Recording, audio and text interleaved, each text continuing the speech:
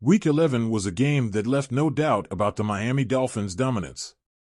The 34-19 win over the Las Vegas Raiders wasn't just another matchup, it was a statement. Miami came into this game as the favorite, but the way they controlled every aspect left fans energized and talking. This wasn't just about winning, it was about sending a message to the rest of the league. Tua Tagovailoa stepped up in a big way, throwing for 288 yards and 3 touchdowns. His connection with the offense was undeniable. Meanwhile, Devon Achane carried the ball 17 times for 73 yards, outpacing the entire Raiders' rushing attack, which could only muster 60 yards. These are the kinds of performances that remind everyone how dangerous Miami can be when they're clicking. The defense did its part, keeping the Raiders in check and ensuring the Dolphins stayed in control from start to finish. With a 6-4 record, Miami sits comfortably in second place in the AFC East. The Buffalo Bills are still out of reach, playing at an elite level, but the Dolphins have distanced themselves from the Jets and Patriots, both trailing by 1.5 games. The division title might be slipping away, but a wild card spot? That's theirs to fight for, and right now, they're in a solid position to grab it. Every game matters now, and with a rematch against the Patriots coming up, the Dolphins have a chance to push their winning streak to 3 games. Looking at the remaining schedule, there's reason to be optimistic. 7 games left, and the path to the playoffs is right there. The Dolphins face the Patriots, Packers, Jets, twice, Texans, 49ers, and Browns. That's a mix of opportunities and challenges. The division matchups against the Jets and Patriots should tilt in Miami's favor. The Jets have shown flashes of potential, but consistency has been their Achilles heel, and the Patriots are clearly in a rebuilding phase. Wins in those games could give Miami the cushion they need. Then there are teams like the Texans and Browns, unpredictable but manageable. These are games Miami needs to lock in as wins to solidify their playoff chances. The bigger tests come against the Packers and 49ers. Green Bay has struggled this season, but they're not a team to overlook.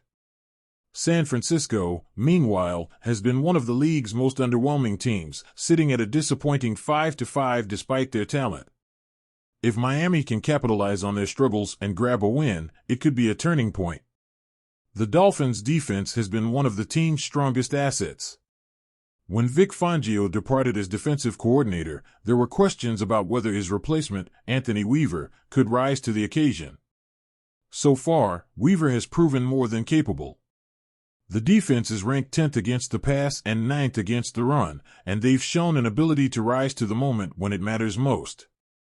Veteran leaders like Zach Sealer and Jalen Ramsey are setting the tone, while younger players like Jevon Holland are stepping into their roles seamlessly. What's been most impressive is the defense's ability to lock down opponents in recent weeks.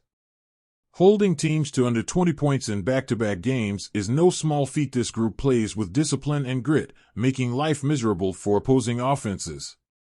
With this kind of effort, Miami has the foundation they need to stay competitive in every game left on their schedule. Offensively, the Dolphins are finding their rhythm again. It's been a season of ups and downs, especially when Tua has been unavailable. When he's on the field, the team's passing game is dynamic, averaging over 240 yards per game with a steady flow of touchdowns. Without him, the numbers plummet.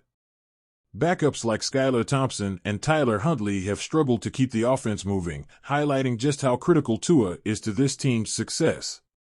Since Tua's return, the Dolphins have gone 2-1, with their only loss coming against the Bills, a team that rarely falters.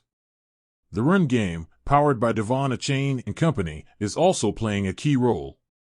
Averaging 122 rushing yards per game, this unit provides balance and keeps defenses guessing. The offense is starting to look like the high-flying unit that head coach Mike McDaniel built his reputation on. If McDaniel can keep this group humming, Miami could quickly become one of the most dangerous teams in the league.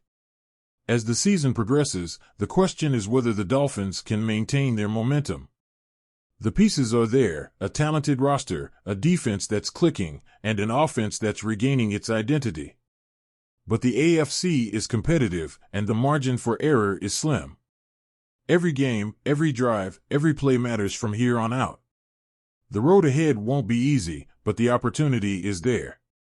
If the Dolphins can stay consistent and capitalize on their strengths, they have a real shot at making noise in the playoffs. Fans are watching, hoping, and believing that this team can rise to the occasion.